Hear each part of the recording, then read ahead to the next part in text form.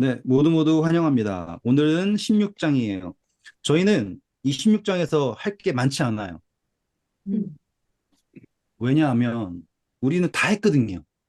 음, 6월절. 뭐 안 한 거 없죠, 그쵸? 근데 음. 여기서 이제 한 가지 기억해야 될 거는 3절 보시면 6월절에 먹는 빵을 무슨 빵이라고 했어요? 목욕탕. 고난의 빵이라고 했죠. 음. 뭐라고 나와요? 고난의 떡. 네, 고난의 떡. 여기는 빵이라서 다시 할게요. 떡.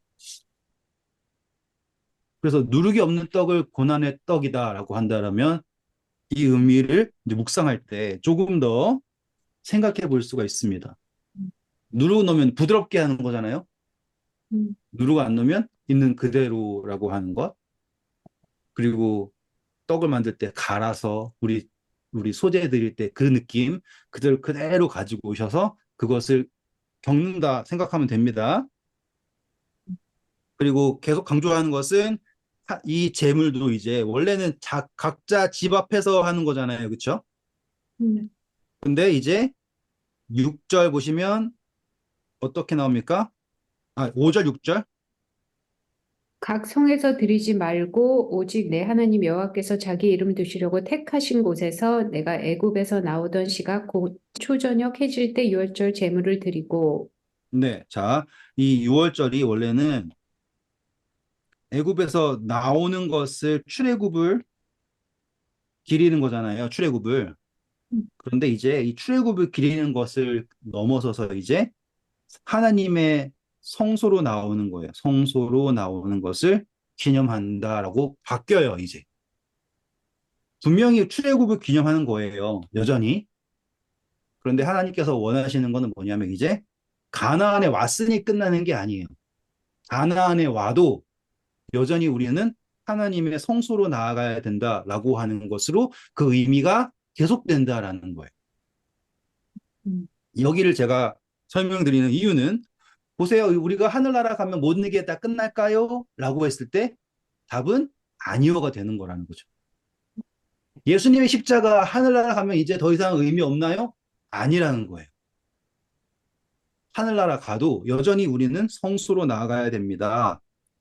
연결시킬 수 있겠죠? 성경을 읽을 때, 묵상을 하실 때 이런 식으로 적용하실 수 있는 생각이 유연하게 이렇게 전환할 수 있게 되는 게 중요합니다. 그리고 77절 똑같아요. 음. 중요한 것은 하나님이 택하신 곳으로 간다라고 하는 게 그 다음에 나타나는 거예요. 그리고 이제 장막절 나오죠? 13절부터. 음. 여기에서 우리가 이제 기억해야 될 것은요. 15절 보실까요? 내 하나님 여호와께서 택하신 곳에서 너는 이래 동안 내 하나님 여호와 앞에서 절기를 지키고 내 하나님 여호와께서 내 모든 소출과 내 손으로 행한 모든 일에 복 주실 것이니 너는 온전히 즐거워할지니라. 네. 이게 얼마나 힘든지 아시겠죠, 이제? 온전히 즐거워한다. 완전하게 즐거워한다. 반드시 기뻐한다. 음, 이거 힘들어요. 음, 근데 하나님 요구하시는 것은 완전하게 기뻐한다. 것을 원하시는 거예요. 뭐 노는 게 어려워요. 뭐 축제에 노는 게 그게 아니거든요. 이거는 하나님을 온전히 의지했을 때만 누릴 수 있는 기쁨이에요. 그러니까 세상이 줄 수 없는 평안을 설명하는 거와 똑같습니다. 그리고 16절, 17절 중요합니다. 너희 가운데 모든 남자는 1년에 3번 곧 무교절과 칠칠절과 초막절에 내 하나님 여호와께서 택하신 곳에서 여호와를 배웁되 빈손으로 여호와를 배웁지 말고 각 사람이 내 하나님 여호와께 주신 복을 따라 그 힘대로 드릴지니라. 감사합니다. 여기서 남자는 나오라 그랬어요. 남자. 그러면 여자는 안 나가 이렇게 생각하지 마시고요. 이 남자의 씨에 예수님이 있다라는 걸 항상 기억하시면 돼요. 그래서 저는 이거를 어디까지 확장을 하냐면 확장을 너무 많이 해서 죄송하지만 만약에 누군가가 귀찮아서 한 번 안 갔어요. 그러면 사단이 뭐라고 하지 않을까요? 음, 그럴 거 생각 안 씁니까? 예수님이 여기서 한창 후손에 여기 태어나셨어요. 이렇게 예수님이. 음, 그러면 이 씨가, 이 태어난 그 혈통이 좋지 않습니다라고 트집 잡고 싶지 않겠어요, 사단이? 네. 사단은 이 역사를 다 보고 있잖아요, 함께.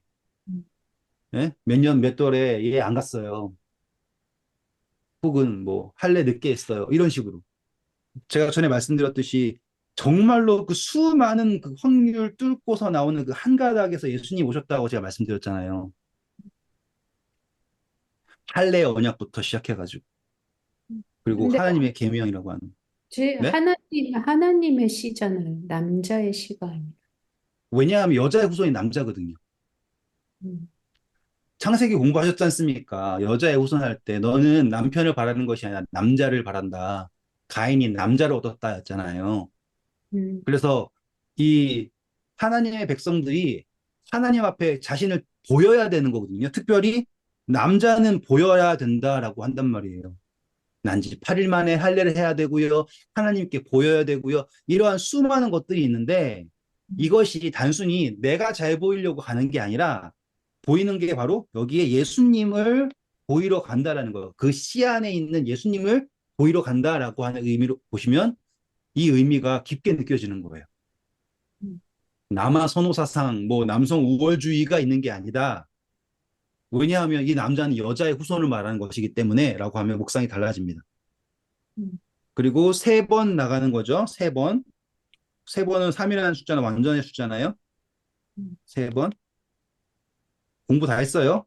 근데 나올 때 빈손으로 오지 말라라고 하는 것은 뭐 안 가져오면 안 돼라는 게 아니라 항상 하나님께서 너에게 소유를 얻을 능력을 주신다라는 것을 믿어라는 거예요. 우리는 생각할 때 내가 여유롭고 나만 돌아야지 하나님 드리잖아요. 근데 우리가 전에 그 사람들에게 구워줄 때 후이 구워줘라라고 했잖아요. 음. 그때 사람들한테 구워주는 거를 이제는 반대로 하나님께 나아오는 거 이렇게 양쪽으로 연결시킬 보실 수 있죠? 하나님한테 제물을 드릴 때 쪼잔하게 드리면 안 된다라고 하는 거가 하나님 잘 보이려 그러는 게 아니라 하나님께서 채우신다라는 것을 믿는다라고 하는 것이에요. 음. 빈손으로 온 사람은 온전히 기뻐할 수 있을까요? 없겠죠? 음. 네. 그러니까 우리를 위해서 하시는 거예요. 그분이 한 목 챙기려고 1년에 세 번씩 챙기려고 그러시는 게 아니라 11조도 챙기고 재물도 챙기고 해가지고는 부자 되려고 하시는 게 아닙니다. 자, 그리고요. 이제 18절부터 22절에요. 이제 한 가지 이제 뭐라고 할까요? 조금 공부해야 될 게 있어요. 우리 18절 읽어볼까요? 내 하나님 여호와께서 내게 주시는 각 성에서 내 지파를 따라 재판장들과 지도자들을 둘 것이요 그들은 공의로 백성을 재판할 것이니라. 네, 재판관들을 둔다고 해요. 지금 신명기는 아직 가나안에 들어가지도 않았고 성을 소유한 것도 없어요. 이미 하나님은 마치 정복하고 성이 있는 것처럼 말씀하시는데 각 성마다 재판관을 두라라고 명령을 하셨어요. 그러면 이걸 듣는 사람들은 누가 재판관을 할 수 있을까부터 별의별 생각을 다 할 수 있겠죠? 지금은 무슨 이제 그 백부장, 천부장 이런 부장들이 해가지고는 하는 이야기도 있지만 근데 이 재판관들에게 하시는 말씀이 재미있어요. 19절입니다. 너는 재판을 굽게 하지 말며 사람을 외모로 보지 말며 또 뇌물을 받지 말라. 뇌물은 네, 보세요. 음, 너무 노골적이죠? 음, 네, 너무 노골적이에요. 근데 이게 재판관한테 하는 조건이 뭐냐면 재판을 굽게 하지 말고 적진 않을게요. 2번 외모로 판단하지 말고 3번 뇌물을 받지 말라라고 했잖아요. 음. 이거가 별거 아닌 것 같지만 우리는 항상 재판관 자리에 누굴 놓습니까? 나. 오, 다들 철학관 가세요. 우리는 이제 예수님을 놓고 해요. 하나님, 예수님. 여기에서 우리는 이거를 예수님에게 그대로 적용할 수 있다라고 하면 돼요. 그러면 첫 번째, 뭘 하지 않는, 재판은 절대로 공의로우실 거고요. 음, 두 번째, 외모로 판단하지 않으세요. 나타난 걸로 판단하지 않는다라고 하는 거고요. 음, 그렇죠? 그리고 뇌물을 받으시지 않는다라고 하는 거예요. 근데 우리는 이거와 정반대로 예수님의 심판을 바라보는 경우가 많아요. 우리가 뭐 좀 뇌물 좀 찔러 놓으면 용서받을 것 같고, 그리고 겉으로 멀쩡하게 꾸미면 용서받을 것 같고, 그렇죠? 통체적으로 하나님의 판단을, 예수님의 판단을 굽게 보는 것들이 많잖아요. 그렇죠? 음, 이런 식으로 묵상할 수 있습니다. 음. 그러니까 지나가는 이야기일지라도 묵상을 할 때는 이렇게 적용을 할 수 있는 방법이 있다라는 걸 기억해 주세요. 그리고 20절 볼게요. 너는 마땅히 공의만을 따르라. 그리하면 내가 살겠고 내 하나님 여호와께서 내게 주시는 땅을 차지하리라. 감사합니다. 마땅히 공의를 따라라 라고 하는 게 재판의 모습입니다. 그리고 21절, 22절은 똑같습니다. 이 우상숭배를 어떠한 모양도 흉내내지 말아라 라고 하는 것입니다. 자, 이제 17장입니다. 오늘 진도가 짝짝짝 잘 나가죠? 자, 여기서 이제 17장에 나온 거는요, 이제 이 14절부터 나온 이야기 전에는 마치 이런 것도 라고 하는 것도 하는 거예요. 1절 보시면은 재물을 드리는데 흠 있는 거 드리지 말라 그러죠. 네. 예. 이런 거 생각해 보면 제가 전에 말씀드렸잖아요. 사람들이 그 재물 바칠 때 어떻게든 손해 안 보려고 하는 것, 그것을 막으시는 장면이에요. 왜냐? 하나님은 그게 싫어서가 아니라 우리가 온전히 기뻐할 수 있게 하기 위해서예요. 하나님의 것은 하나님의 것으로 완전히 인정한 채 드려라라고 하는 것이고요. 자, 2절 보실게요. 내 하나님 여호와께서 내게 주시는 어느 성 중에서든지 너희 가운데서 어떤 남자나 여자가 내 하나님 여호와의 목전에 악을 행하여 그 언약을 어기고 가서 다른 신들을 섬겨 그것에게 절하며 내가 명령하지 아니한 이롤 성신에게 절한다 하자.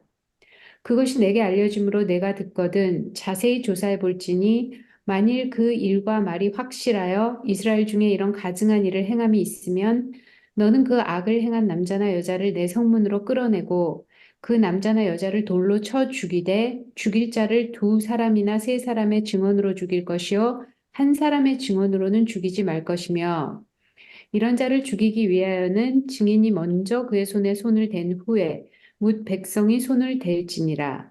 너는 이와 네, 같이 하여. 네, 너희 중 감사합니다. 제하지니라. 감사합니다. 제가 뭐 죄송해요. 먼저 끊었어요. 죄송해요. 이 가운데 악을 제하라. 그 다음이에요. 보시면 이거가 이제 다른 것들과 조금 더 강경한 표현이 나오는 게 남자나 여자나라고 하는 표현이 나오죠.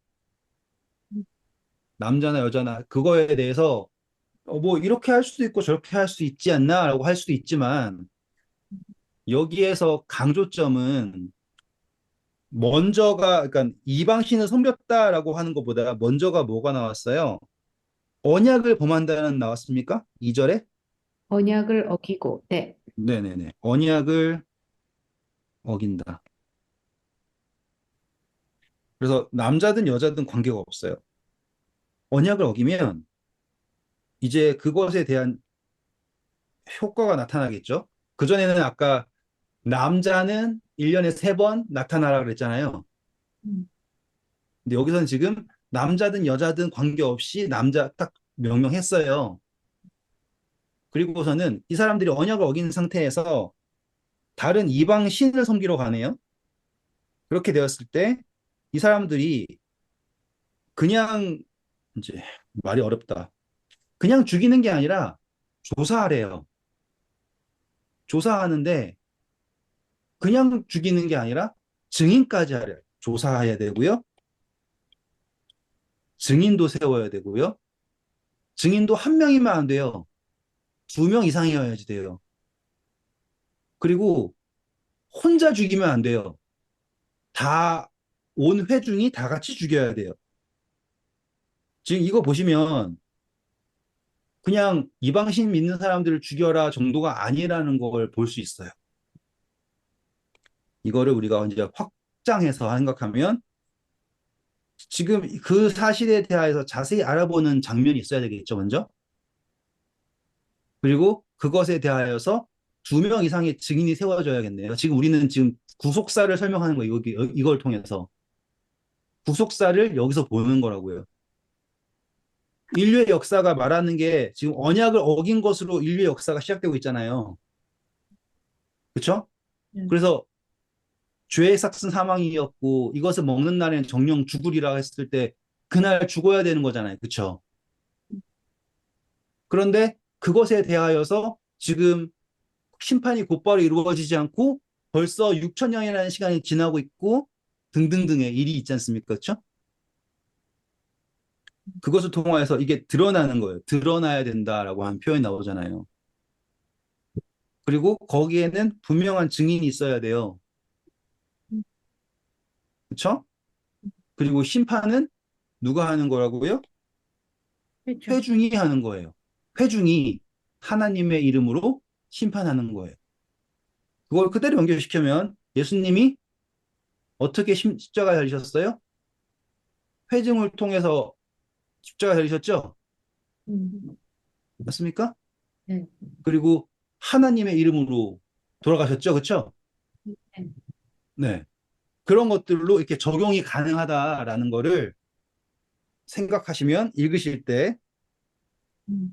그리고 예수님이 너희 중에 죄 없는 자가 먼저 돌로 치라 뭐 이런 것도 여기서도 근거되는 거예요. 그때는 예수님이랑 그 막달라 마리아랑 둘 다 간부가 돼가지고는 음행 중에 잡혀서 돌로 쳐지는 장면이었죠. 그렇게도 연결될 수 있고요.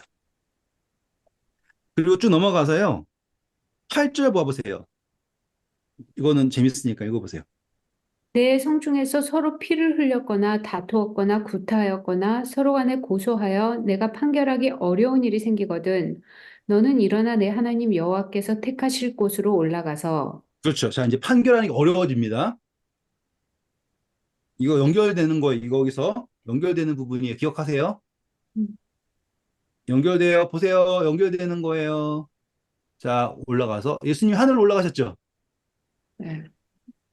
왜 가셨을까요? 라고 하면 이 부분이 여기서 슝 하늘로 올라가시는 거예요. 하늘. 택하실 곳에 올라가서 그 판결이 정해지는 장면이에요. 그 다음 절 읽어볼까요?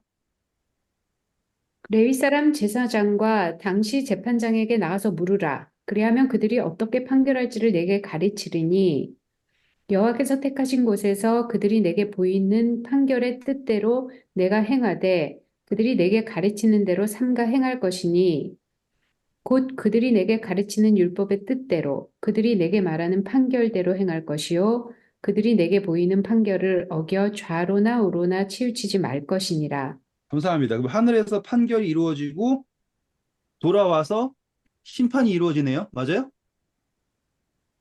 음. 예수님 하늘 올라가셨죠? 그리고 계시록에서 계속 반복되는 게 뭐예요? 이렇게 하시니 심판이 공의롭습니다라고 하죠. 음. 그래서 하늘에서 어떠한 사건이 일어가지고 뭐 대접을 붙든지 뭐 나팔을 불든지 뭐 하면 땅에서 심판이 이루어지죠. 음. 연결되는 거 보이세요? 음. 그러니까 예수님이 이 땅에서 증인으로 되셨어요. 산 증인이시죠? 죄에 대한 모든 것. 그래서 예수님과 우리가 증인이에요. 맞아요? 음. 그리고 예수님은 우리의 죄를 회중으로 대신하여서 이제 돌아가셨어요. 이게 다 연결되잖아요. 근데 그 심판이 하늘에 올라가 가지고 완전히 정해지는 거예요. 판결이. 음. 그래서 그 하늘에서 정해진 곳에서 이루어진 심판이 땅에서 이루어집니다. 음. 이거를 이제 삼림까지 확장하면 더 확실하게 돼요. 삼림 때는 예수님과 새 예루살렘이 같이 오죠. 음. 그리고 나서 거기서 완벽한 심판이 마지막 심판이 이루어지잖아요. 그러니까 줄여서 재림까지만 해도 그럴싸하게 될 수 있거든요. 근데 쫙 늘려서 삼림까지 하면 거의 완벽하게 이 심판이라고 한 재판이라고 하는 것이 적용이 될 수 있어요. 음.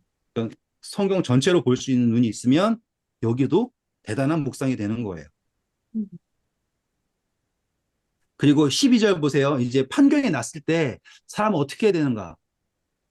사람이 만일 무법하게 행하고 내 하나님 여호와 앞에 서서 섬기는 제사장이나 재판장에게 듣지 아니하거든 그 사람을 죽여 이스라엘 중에서 악을 제하여 버리라. 그리하면 온 백성이 듣고 두려워하여 다시는 무법하게 행하지 아니하리라. 자, 재림이 그런 거라면, 판결을 보이는 거라면, 그럼에도 불구하고 안 듣는 사람들이 여기서 등장하는 사람들이겠죠. 재림 이후에도.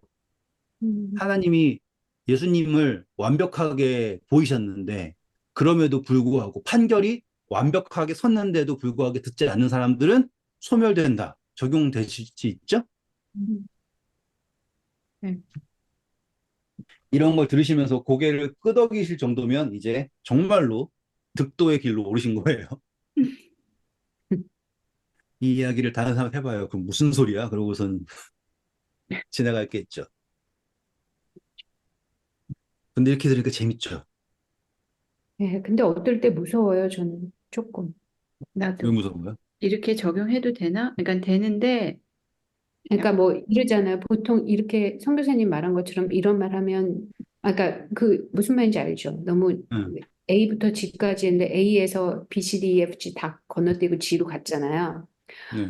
그런, 그러니까 이게 맞다고 생각하지만 때로는 너무 멀리 가나 내가? 뭐 약간 그런 거 있잖아요. 그러니까 음, 음. 또 이제 생각하고 좀 이래야 되지. 나도 그래. 우리가 4년 했잖아요. 그러니까 내가 여기서 이렇게 되는 거예요. 이렇게 가는 거예요. 그러니까 우리가 이런 식으로 해가지고 계시록 가면은 음, 맞죠? 그때 내가 그랬죠? 그래서 이렇게 얘기하는 거예요.까지 가는 거예요. 참. 말하셨으니까 부연 설명으로. 지금 제가 이렇게 여기서 이렇게 얘기하는 게 이렇게 되죠? 라고 적용을 하잖아요. 음, 근데 사실상 반대예요. 우리는 이 작은 거에서 이쪽으로 간다고 생각하는데 저는 반대로 큰 그림을 보고 음, 이 작은 그림이 발견되는 거라고요. 그러니까 하나님은 큰 그림 속에서 그 그림 안에서 우리에게 음, 법을 주신 거라고요. 그쵸. 차이가 분명하게 나야 돼요. 그러니까 제가 적용을 하는 게 막 음, 어쩌다 보니까 이렇게 해가지고 저렇게 끼워 맞추면 되더라가 아니라 음, 큰 그림을 보니 심판이라고 하는 것이 하나님이 굳이 소돔과 고모라를 멸하실 때도 바벨탑, 바벨성 멸하실 때도 직접 오시잖아요. 음, 예수님이 이 땅에 직접 오셨다고요. 왜요? 자세히 조사하라 그랬고 증인이 있어야 된다라고 했고 적용이 되는 거잖아요. 그렇죠? 그리고 한두 사람으로 할 수 없다라고 했고 그렇기 때문에 그분이 증인이시고 또 우리가 그분의 증인이 되는 거잖아요. 음, 적용이 되시죠? 그러니까 큰 그림이에요. 그리고 이 땅에서 사람들이 예수님 말 들어요, 안 들어요? 안 듣죠? 음, 판단이 안 섰죠? 그러면 그 판결 가지고 어디로 가라 그랬어요? 음, 택하실 곳으로 가라 그랬죠? 음, 하늘로 갔어요. 음, 맞아요? 음, 그러니까 큰 그림 안에서 주어진 거예요. 이 작은 것들이 다. 그러니까 이스라엘 백성들은 이 작은 것들을 하면서 자기도 모르게 큰 그림을 몸으로 익혔어야 되는 거예요, 원래. 음, 절기를 지키면서 음, 구속의 경륜을 깨달았어야 된다고요. 음, 제사를 드리면서 예수님의 그 십자가의 보혈을 느꼈어야 된다고요. 근데 못하는 거예요. 큰 그림 속에서 주어지는 이 그림자를 못 보고, 그러니까는 이제 요것만 생각을 하니까는 뭐 어떻게 하면은 더 율법을 잘 지킬까라고 하는 이상한 머리로 간 거예요. 음, 음, 우리가 지금 하는 거는 어쩌면 하나님의 입장에서는 그건 당연한 거야 라고 얘기할 부분이에요. 음, 막 제가 막 여기서 이렇게 적용한다 그래가지고 제가 막 이상한 논리를 하는 게 아니라 저는 큰 그림을 봤기 때문에 음, 그 그림이라고 하는 걸 안경을 딱 쓰고 보면은 다 연결이 돼요. 음, 하다가 여기선 되고 여기선 안 되는 거 없었잖아요. 지금까지 한 번도. 음. 4년 동안 제가 하면서 한 번도 그런 적 없잖아요. 음, 맞아요. 왜 그랬냐면 큰 그림 안에서 하는 거기 때문에 제 입장에서는 전혀 새로울 것도 없고 음. 하나님 입장에서도 전혀 새로울 게 없어요. 너무나 당연한 거예요. 근데 선교사님은 그 큰 그림을 어떻게 찾았었어요? 그러니까 작은 거에서 큰 걸로 갔어요? 아니면은 이제 큰 그림이 딱 먼저 들어오고 그다음에 아 이래서 이랬구나 이랬구나 이렇게 됐어요? 그건 되게 좋은 질문이에요. 되게 좋은 질문이에요. 분명히 저도 작은 그림을 먼저 봤겠죠, 당연히. 음, 근데 그 전에 봤던 작은 그림들은 다 음, 따로 노는 작은 그림이에요. 색깔도 다르고, 크기도 다르고, 모양도 다른 듯한 작은 그림들이었어요. 음, 그러니까 이게 연결이 하나도 안 됐거든요. 음, 근데 어느 날 이렇게 노란 동그라미들을 발견을 한 거예요. 음, 음, 그랬는데 보니까 이게 커다란 노란 동그라미를 말하는 거다라는 거를 알게 된 거예요. 음, 그러고 나니까 성경이 너무 재미있잖아요. 음, 그런데 어느 날 보니까 파란색 동그라미가 있는 걸 발견한 거야. 음, 모양은 동그라미인데 음, 색깔은 파란색이야. 근데 음, 파란색은 내가 어디선가 네모로 본 것 같아. 음, 그래가지고 이걸 가지고서는 몇 날 며칠을 싸우는 거예요. 음, 아시겠어요? 음, 네. 그런데 내가 신기하게 어느 날 노란색 네모를 발견하는 거야. 음, 그런 식으로 막 퍼즐을 막 찾아가다 보니까 어느 순간 이게 큰 그림이 있다라는 거를 느낀 거예요. 음, 그리고 그때 내가 깨달은 게 뭐냐면 큰 그림을 아는 순간 음, 이 동그라미를요 음, 옆에서 싹 보면은 네모가 된다는 거 알았어. 음, 음. 답이 이해하셨어요? 네. 음, 음, 동그라미가 이렇게 가면 네모인 거야. 음, 또 세모가 이렇게 하면 동그라미인 거야. 그걸 안 거야. 음, 음, 그때부터 성경이요 다 연결이 되기 시작한 거예요. 이렇게. 음, 그러니까는 성경이 너무 재밌는 거예요. 음, 그리고 이게 또 여기서는 세모인데 세모들이 모이니까는 동그라미인 거야. 음, 아시겠어요? 음, 지금 여기에서 신명기에서 우리가 구속사를 바라본다는 거는 쉬운 일이 아니에요. 근데 저는 지금 아무렇지도 않게 지금 구속사 여기에 나왔습니다. 처음 들어보셨죠? 음, 근데 저는 아무렇지 않게 툭툭 얘기하잖아요. 왜냐하면 이게 연결되더라니까요. 그러니까는 우리는 선교사님한테 배웠잖아요. 아, 그러니까 성경을 선교사님한테 나는 배웠잖아요. 그러니까는 이런 느낌이에요. 나는 큰 그림을 먼저 배워버린 거예요. 음. 그래갖고 배웠으니까 내가 막 깨달은 게 아니고 그래갖고 그 다음에 이제 작은 그림을 하면서 이러는데 때로는 작은 그림을 볼 때 나는 큰 그림이 안 보여요. 음, 아직까지 그럴 수 있죠. 예. 네, 안 보여요. 근데 이제 지금 이렇게 여기 옆면에서 보면 달랐다 이런 거를 말하니까 그런 걸 수도 있겠구나. 뭐 그런 생각은 좀 드네요. 네. 그러니까 나는 그리고 답을 먼저 배우고 그다음에 이제 이걸 하니까 어떤 면으로 진짜 성경 읽는 게 180도 달라진 거는 확실해요. 그리고 내 마음의 자유도 얻었고 뭐 이런 게 확실한데 작은 그림 먼저 보고 큰 그림을 알아낸 그 사람과는 그게 비교할 수가 없는 거예요, 사실. 그러니까는 원래는 그 순서대로 가는 게 맞는 건가? 아니면은 근데 큰 그림 먼저 보는 것도 좋은 거라고 생각해요. 아니 집사님이 말하신 거는 다 음, 맞는 말인데 제자들은 못 봤어요. 예수님이 음, 엠마오 가는 길에 얘기했을 때 갑자기 눈이 띄었다 그러잖아요. 음, 음. 그러니까는 큰 그림을 보든 작은 그림을 보든 일단 그림이 있어야지 돼요, 집사님. 그렇죠. 뭔가 보면 되는 거죠. 네, 집사님한테 일단 그림이 있다라는 것만으로도 만족하고 계셔야 돼요. 되게 만족하죠, 요즘에. 되게 만족하고 막 감사하고 막 난리 났죠. 근데 이제 지금 설명을 들으니까는 그래도 막 이렇게 좀 약간 아직도 막 좀 조심조심 이런 부분도 있죠. 음, 근데 이제 맞아요. 네. 그래서 성경을 연구하는 게 그냥 하는 게, 그러니까 성경을 연구한다라는 게 그냥 될 수가 없는 게 성령께서 깨우쳐 주지 않으면 깨달을 음, 수가 없다라고 하잖아요. 맞아. 그거를 제가 말로 설명하면 우리는 고정관념이 있어요. 음, 그래서 세모를 무조건 세모로만 봐요. 맞아. 기껏 하는 건 거기에다가 물타기 정도는 할 수 있는데 음, 세모는 세모야 이걸로 본단 말이에요. 음, 고정 성령님은 우리가 이거를 세모를 깨버리는 게 성령님이 아니라 이렇게 볼 수 있게 하는, 그래서 세모를 옆으로 봤을 때 다른 모양이 될 수 있다라는 거를 보는 음, 거예요. 음, 그래서 우리가, 제가 지금 성경 공부하면서 계속 하는 게 고정관념에서 다른 것을 볼 수 있다라는 걸 제가 계속 말씀드렸잖아요. 맞아요. 그래서 심판이라는 게 사랑이다라는 게 이게 도저히 안 되는 거였죠. 이건 거의 뭐 세모가 네모다라고 하는 것과, 아니 어쩌면 동그라미다라는 것보다 더 어려운 게 심판이라는 거에서 사랑을 찾는 거였잖아요. 음, 사람들이 계속 갈등하는 게 뭐 공의인데 어떻게 사랑이고 이런 게 갈등 아니었습니까? 음, 근데 그거를 이렇게 하나 연결할 수 있는, 그게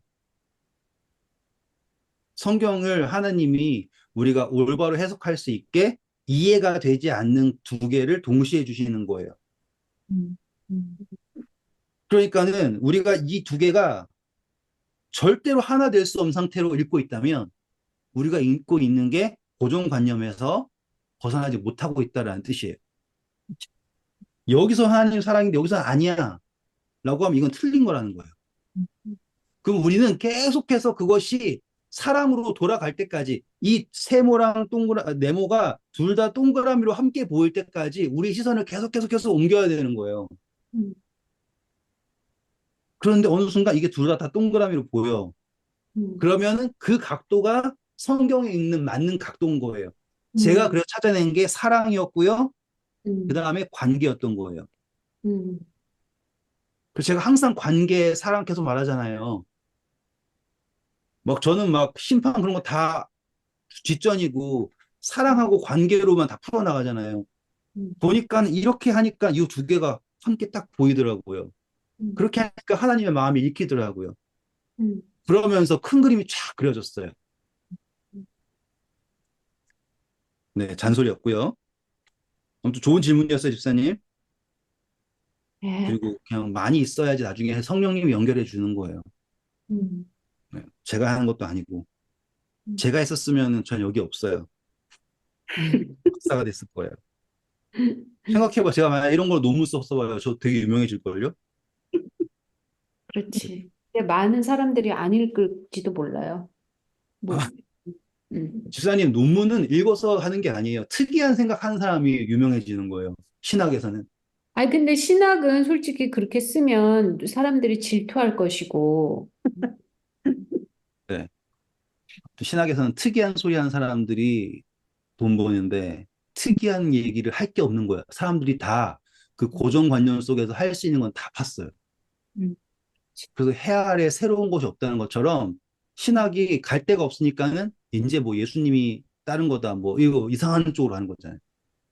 그 근대 신학이 완전히 철학도 아니고 신학도 아니고 개차반이 된 게 더 이상 새로운 게 나올 수 없거든요. 그 고정관념 안에서는. 음. 근데 우리는 항상 지금 새롭게 공부하고 있잖아요. 네, 뭐 많이는 보지 않지만 새로운 건 확실하니까. 매일 새로워. 음. 네, 14절 보겠습니다. 이제 너무너무 재밌는 이야기예요. 제가 오늘 그냥 한 10분 더 할 수 있네요. 네, 14절 볼게요.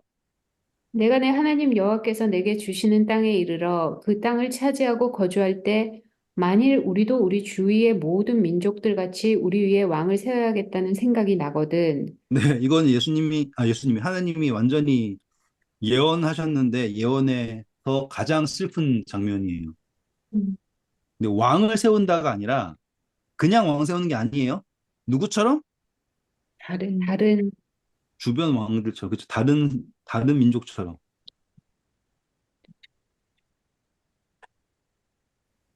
제일 슬플 것 같지 않아요? 그 전까지 계속 너희들은 선민이다, 하나님의 택한 백성이다, 막 그랬는데, 기껏 다 정복해놓고, 다른 민족 다 정복한 민족들이에요. 음, 다른 민족처럼 왕을 세우겠다 생각이 들면, 이 이야기할 때 하나님의 가슴을 한번 생각해 보시고요.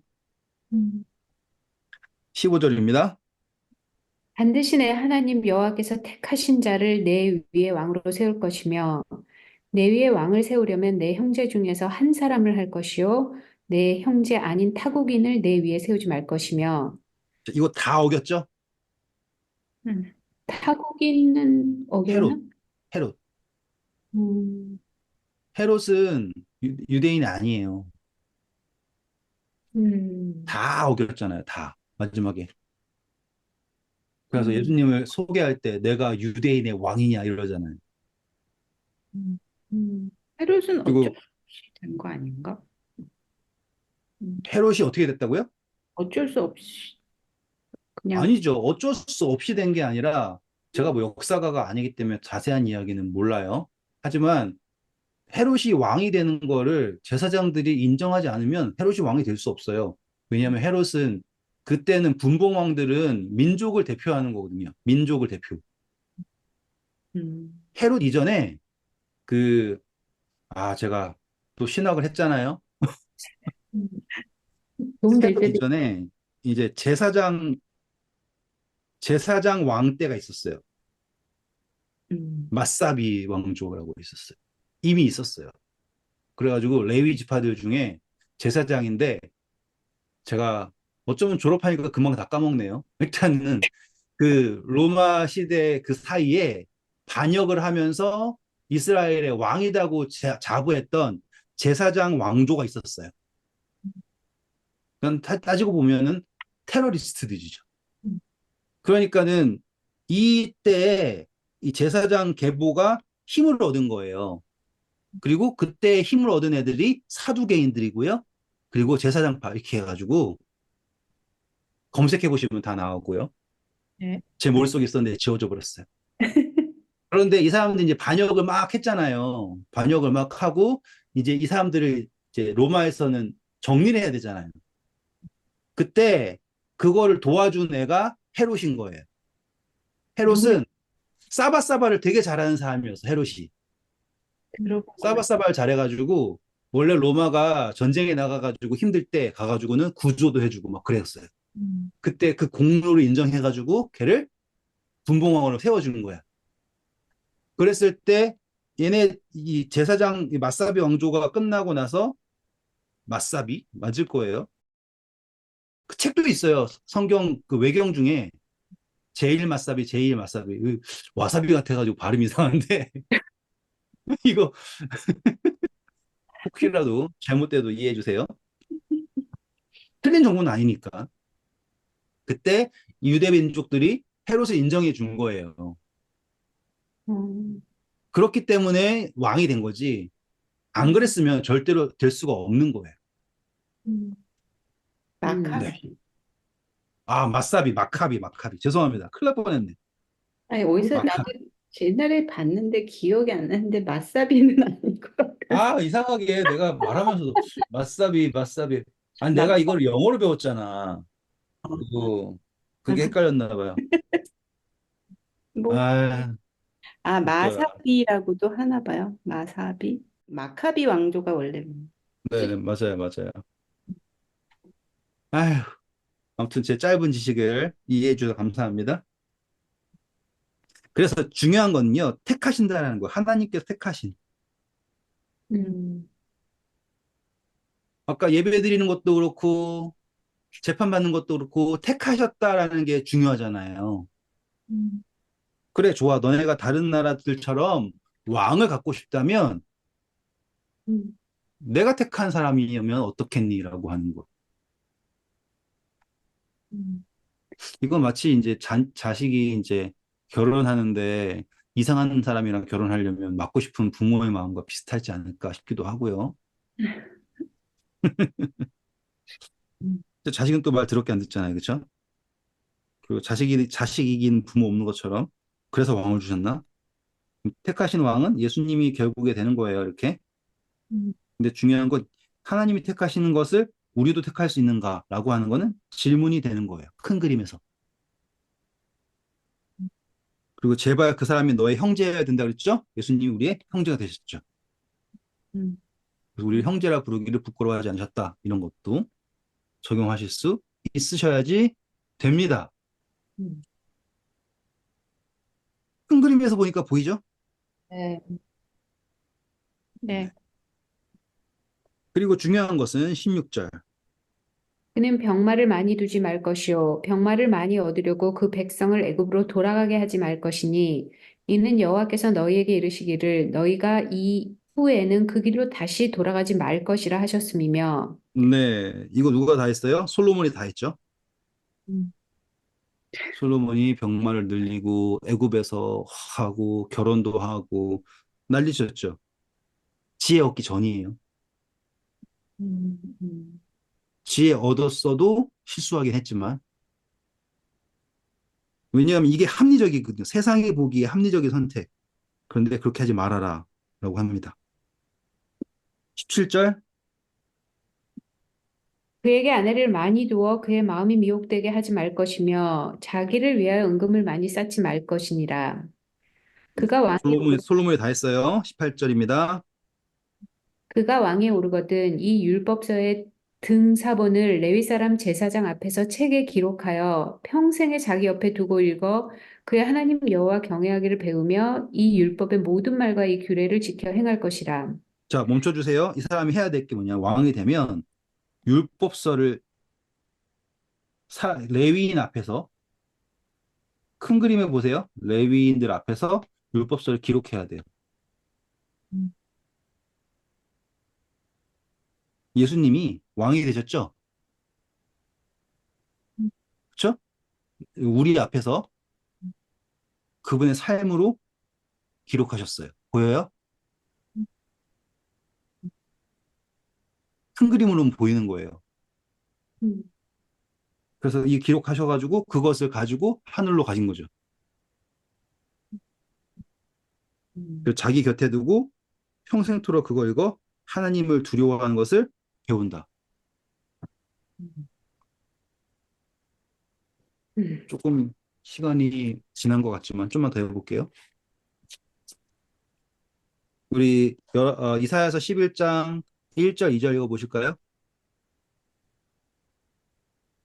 이새 줄기에서 한 싹이 나며 그 뿌리에서 한 가지가 나서 결실할 것이요 그의 위에 여호와의 영 곧 지혜와 총명의 영이요 모략과 재능의 영이요 지식과 여호와를 경외하는 영이 강림하시리니 재밌죠? 여호와를 경외하는 것을 배운다 했던 거 맞아요? 그리고 음, 그 사람이 재판을 하네요. 그 다음 절. 그가 여호와를 경외함으로 즐거움을 삼을 것이며 그의 눈에 보이는 대로 심판하지 아니하며 그의 귀에 들리는 대로 판단하지 아니하며 공의로 가난한 자를 심판하며 정직으로 세상의 겸손한 자를 판단할 것이며 그의 입에 막대기로 세상을 치며 그의 입술의 기운으로 악인을 죽일 것이며 재밌지 않습니까? 그대로죠? 오늘 우리가 공부한 거 다 나왔죠. 예수님이잖아요. 음, 음, 음, 이렇게 큰 그림으로 보면 다 적용이 되는 거예요. 음, 그러니까 17장에 나와 있는 게 막 잔소리하는 게 아니에요. 음, 전체적 그림에서 예수님에 대한 그 그림을 그대로 투영한 것이에요. 음. 그리고 돌아오셔서 20절 보면 이렇게 하는 이유가 무엇이냐 나와요. 그리하면 그의 마음이 그의 형제 위에 교만하지 아니하고 이 명령에서 떠나 좌로나 우로나 치우치지 아니하리니 이스라엘 중에서 그와 그의 자손이 왕위에 있는 날이 장구하리라. 네, 그래서 예수님은 영원한 왕조를 하늘에서 이루시는 거예요. 음, 스스로를 높이지 않으셨고, 우리를 형제라 부르기를 부끄러워하지 않으셨고, 등등등등. 다 적용되시죠? 음. 네, 오늘 수고하셨고요. 다음 시간에는 신명기 18장입니다. 감사합니다.